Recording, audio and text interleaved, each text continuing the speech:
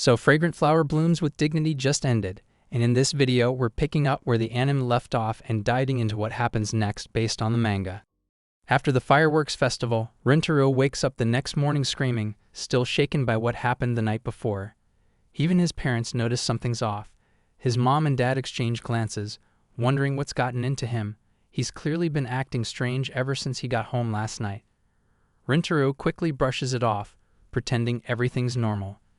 He then asks his dad if he can take the day off, saying he won't be able to focus today. His dad agrees without much fuss. That's when his mom starts to put the pieces together. It must be something about Wagiri-san, she says. Rintaro's dad chimes in, asking, wait, is that the girl he made the cake for? His mom is surprised he even caught on and jokes about how dense he usually is. The scene ends with Rintaro's parents deciding to head out somewhere together, leaving him alone at home. Back in his room, Rintaro is still struggling to process what happened with Karuko the night before. He even starts questioning if it was real. Then suddenly, ding, he gets a good morning text from Karuko. He tries to stay calm and reply like everything's normal, but something feels off. She's acting completely like her usual self. That's when he starts wondering if everything that happened last night was just a dream. But then he sees another message from her. She asks when he's free this summer. That's when it clicks. Wait, we talked about this on the way home last night. Before he can overthink it more, ring ring, Karuko calls him. Startled, he picks up, and she greets him with a cheerful, good morning. Rintaro, still a bit confused, asks, didn't you already say that in your text? She just laughs and says she felt like saying it again. Karuko tells Rintaro she thought it'd be easier to talk things over on a call.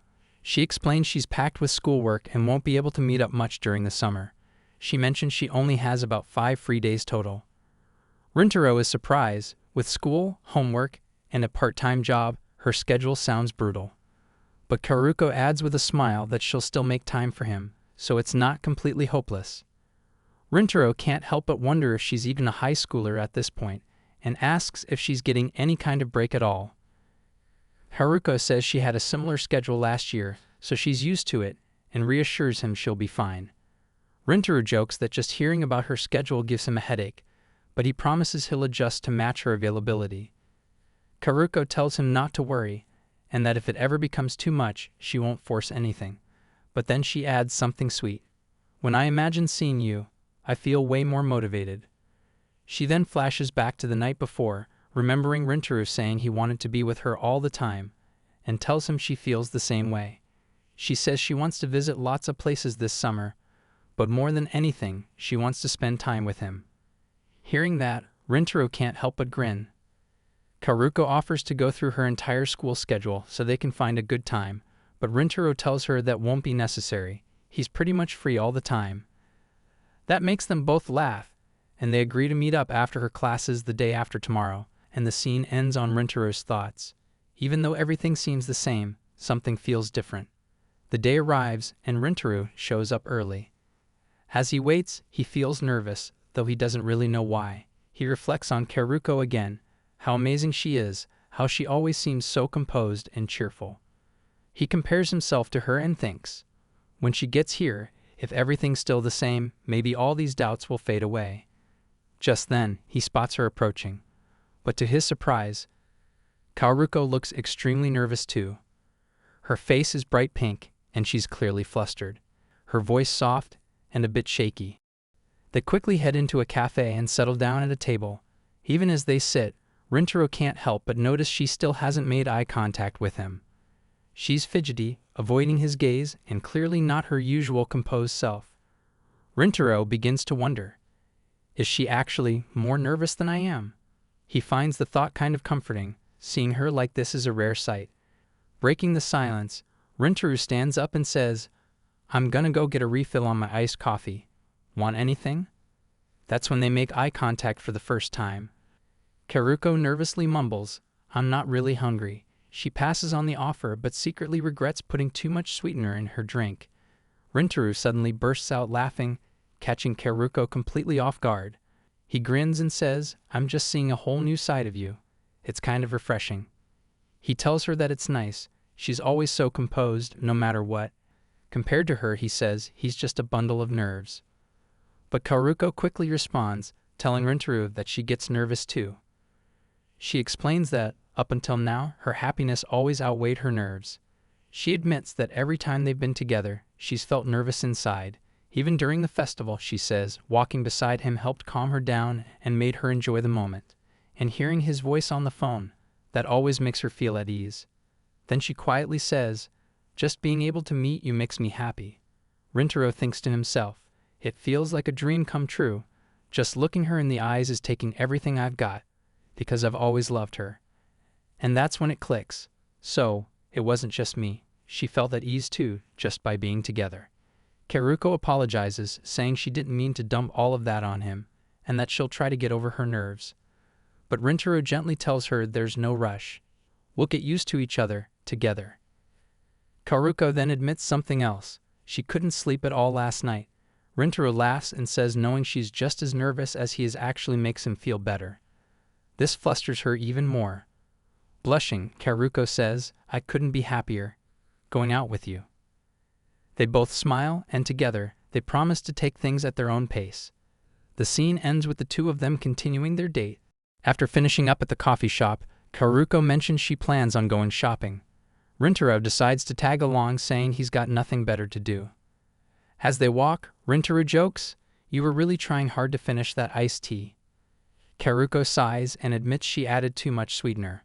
Rintaro asks if she doesn't like sweet stuff, and she tells him she prefers things with a mild sweetness.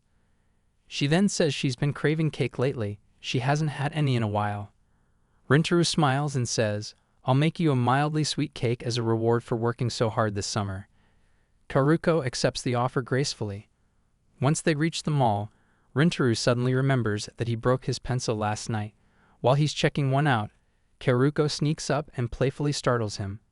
He jumps, then laughs and asks, "Did you find your paper pads?" As they head to the counter, Karuko suddenly asks, "Could I buy a pencil exactly like that one?" Rintaro looks at her, puzzled.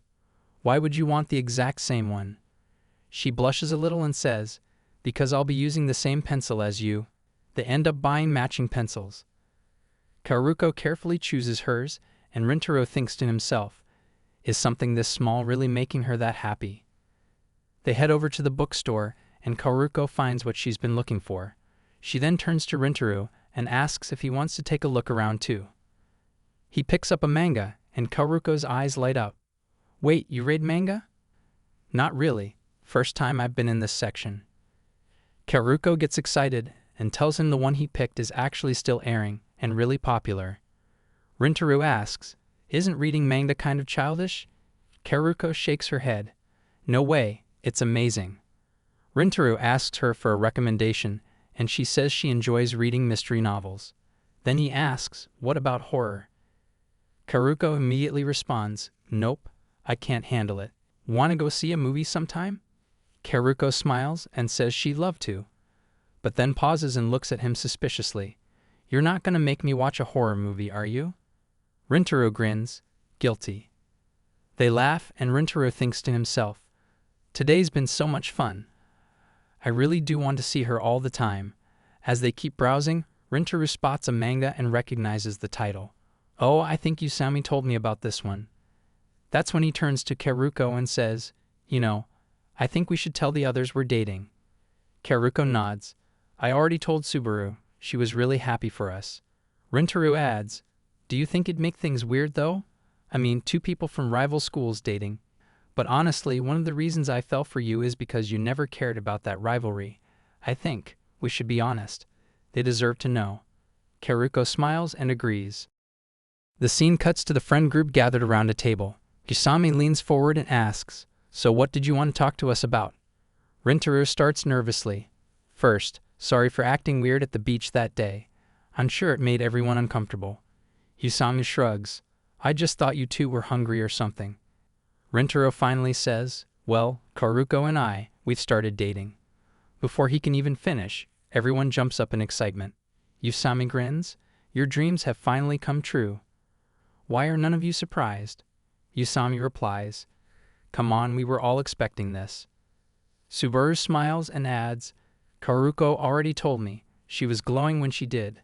Saku then speaks up, I think I already know what favor you're about to ask.